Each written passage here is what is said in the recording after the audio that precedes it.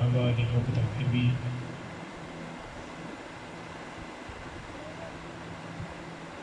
وہ معزز تھے زمانے میں مسلمان ہو کر،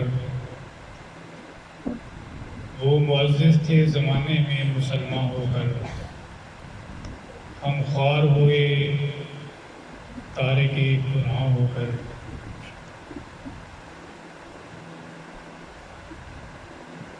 محترم سامعین، اللہ رب العزت کا لاکھ لاکھ شکر ہے کہ جس کی توفیق سے اور حضور نبی اکرم نور مجسم صلی اللہ علیہ وآلہ وسلم کی نارائن پاک کے تصدق سے آج ہم رمضان المبارک کی اس 27ویں شب کو ختم قرآن کی محفل کے اندر حاضر ہیں۔ دعا گو ہے کہ اللہ رب العزت جن بھائیوں نے قرآن پاک کے اندر نماز تراویح میں شامل ہوئے، قرآن پاک سنا، قرآن پاک کا کتنا کچھ حصہ بھی آپ نے سنا ہے، کسی نے مکمل سنا ہے اور کسی نے کچھ آدھا حصہ، کسی نے تیسرا حصہ۔ تو اللہ کی بارگاہ میں دعا کرتا ہوں کہ اللہ پاک ان کی اس کاوش کو، اس محنت کو اپنی بارگاہ میں قبول فرمائے۔ آمین آمین۔ اللہ اس قرآن کی برکت سے اللہ ان کے گھروں کو مالا مال فرمائے، اللہ رزق کے اندر برکتیں عطا فرمائے، گھروں میں برکتیں عطا فرمائے۔ میرے بھائیوں، یہ قرآن ایک ایسی عظیم کتاب ہے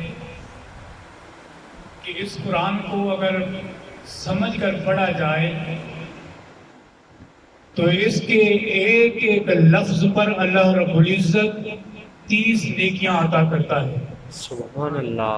ایک لفظ پر 30 نیکیاں ہیں۔ اب اندازہ کریں کہ قرآن پاک کو اگر کوئی سمجھ کر پڑھتا ہے، ترجمے کے ساتھ پڑھتا ہے، تو وہ تو ایسے ہے جیسے سونے پہ سہاگا ہو، کہ اس کو ایک ایک لفظ کی سمجھ آ رہی ہوتی ہے کہ مجھے اللہ رب العزت کیا کہہ رہا ہے۔ اور جو قرآن پاک کے معنی کو، ترجمے کو نہیں سمجھتا، وہ بھی قرآن پاک کے فیوض اور برکات سے محروم نہیں رہتا، اس کو بھی اللہ رب العزت برکتیں اور رحمتیں نازل فرماتا ہے۔ مگر اس کی مثال آپ کو میں چھوٹی سی دیتا ہوں۔ ایک شخص تھا، اس کی والدہ بیمار ہو گئی، نوجوان باہر کسی ملک میں رہتا تھا، باہر کسی جگہ پہ رہتا تھا، والدہ بہت غریب اور بے سہارا، اس کے پیچھے اور کوئی شخص نہیں تھا کہ اس کو سنبھال کرنے والا، اور وہ بیچاری بھوک کی وجہ سے، کس کی وجہ سے؟ بھوک کی وجہ سے، بھوک کی وجہ سے وہ بیمار پڑ گئی۔ اس وقت ٹیلی فون تو نہیں ہوتے تھے، اس وقت خط اور خطوط ہوتے تھے، کئی دنوں کے بعد، کئی مہینوں کے بعد وہ خط پہنچتے۔ تو ہوا کیا کہ وہ مائی خط لکھتی اپنے بیٹے کو، کہتی کہ بیٹا میں بیمار ہوں، میرے لیے کوئی پیسوں کا بندوبست کر۔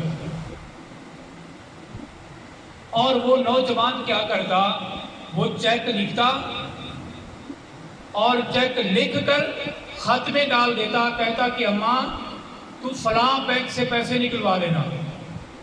وہ بیچاری پڑھی ہوئی نہیں تھی، نہ اس کے ارد گرد کوئی پڑھا ہوا تھا۔ اب وہ چیک آتا، وہ خط آتا، تو ماں کیا کرتی، اس خط کو، لوگ کہتے کہ تیرے بیٹے نے بھیجا ہے، وہ اندر سے نہیں کھولتی تھی، بس اس خط کو لیتی اور لے کر چوم کر آنکھوں سے لگا لیتی اور سنبھال کے رکھ دیتی۔ دوسرا خط آتا، بیٹا بھیجتا کہ ماں تیرا کیا حال ہے، آپ کو اور پیسوں کا چیک میں نے بھیجا ہے۔ وہ چیک آتا، اس کو چوم کر آنکھوں سے لگاتی، اس کو پتہ نہیں تھا کہ اس کے اندر کیا ہے، بس چوم کر رکھ دیتی۔ حتیٰ کہ یہ نوبت آ گئی کہ وہ عورت बिस्तर मर्ग पर फौत हो गई। जब फौत हो गई, लोग बड़े परेशान थे कि कहा कि कैसा बेटा है कि जो दुनिया तो कमा रहा है लेकिन अपनी माँ का ख्याल उसने नहीं रखा। माँ भूख की वजह से नडाल होकर मर चुकी है और बेटे ने उसका ख्याल नहीं किया। मगर उनमें से कोई समझदार आदमी था, उसने कहा कि यारो जो खतूत उसने भेजे थे वो देखो तो सही क्या है। जब खत खोले गए और खतों के अंदर क्या था कि वो चेक ही चेक थे, पैसे ही पैसों के चेक थे। उन्होंने कहा कि समझदार तो बेटा था, वो तो पैसे भेजता रहा, मगर आगे माँ बेचारी पड़ी हुई थी, उसको पता नहीं था कि इसको मैंने खोल कर किसी से पढ़ा कर मैं इसको देख लूँ इसके अंदर है क्या। और बहन ही इसी तरह जो कुरान पढ़ने वाले हैं, जो कुरान पढ़ने वाले हैं, जिसको पता ही नहीं है कि कुरान हमें कहता क्या है, वो सिर्फ पढ़ते हैं चूम कर बस रख दिया अलमारी में। वही औरत की मिसाल, बस पढ़ते हैं जिसको पढ़ना आता है, जिसको पढ़ना नहीं आता बस वो चूम लेता है, सीने से लगा लेता है, बस अलमारी में रख दिया।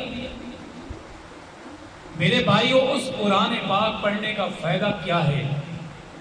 फायदा तो उस वक्त मिलता है कि जब उसको खोला जाए, इसके अंदर कितने खजाने हैं, इसके अंदर क्या कुछ अल्लाह रब्बुल इज्जत ने हमारे लिए भेजा है। क्या इंसान ये तू पढ़ेगा ये बन जाएगा, और ये तू पढ़ेगा ये सूरत पढ़ेगा तुम्हें ये फायदा देगी, ये सूरत पढ़ेगा तुम्हें ये फायदा देगी। और हत्ता कि हमें कुरान पाक की बरकत से कब्र से, अगर कब्र की अंधेरी से बचना है तो मेरे आका अलैहिस्सलातु वस्सलाम ने फरमाया कि लोगों सूरह मुल्क को रात को पढ़ के सोया करो।